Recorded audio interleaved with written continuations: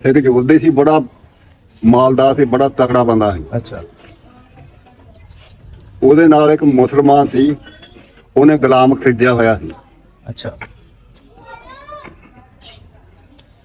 ਉਹ ਗੁਲਾਮ ਵੀ ਬੜਾ ਵਫਾਦਾਰ ਸੀ ਤੇ ਉਹਦੇ ਲਈ ਯਹੂਦੀ ਵੀ ਬੜਾ ਵਫਾਦਾਰ ਸੀ, ਦੋਵਾਂ ਦਾ ਸੂਤ ਬੜਾ। ਅੱਛਾ।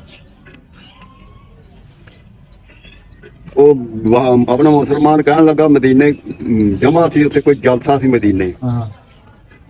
ਉਹ ਆਪਣੇ ਮਾਲਕ ਨੂੰ, ਯਹੂਦੀ ਨੂੰ ਕਹਿਣ ਲੱਗਾ ਵੀ ਜੇ ਤੂੰ ਮੈਨੂੰ ਛੁੱਟੀ ਦੇਵੇਂ, ਅੱਜ ਮੈਂ ਰਾਤ ਸਾਡੇ ਮੁਸਲਮਾਨਾਂ ਦਾ ਜਲਸਾ ਮਦੀਨੇ ਮੈਂ ਜਾਣਾ ਹੈ, ਤੇ ਮੈਨੂੰ ਛੁੱਟੀ ਦੇ। ਉਹ ਕਹਿੰਦਾ ਵੀ ਜਾਇਆ। ਉਹ ਹੁਣ ਗਿਆ ਉੱਥੇ ਜਲਸਾ, ਉਹਨੇ ਸੁਣਿਆ, ਸੁਣ ਗਿਣ ਕੇ ਸਭ ਕਰ ਕਰਾ ਕੇ ਨਾ ਬਾਅਦ ਕਲਾਮ ਹੋਇਆ, ਬੜਾ ਕੁਝ ਹੋਇਆ। ਉੱਥੇ ਇੱਕ ਬੰਦਾ ਉੱਠਿਆ, ਉਹ ਬੰਦੇ ਨੇ ਉੱਠ ਕੇ ਹੱਥ ਖੜਾ ਕੀਤਾ। ਅੱਛਾ।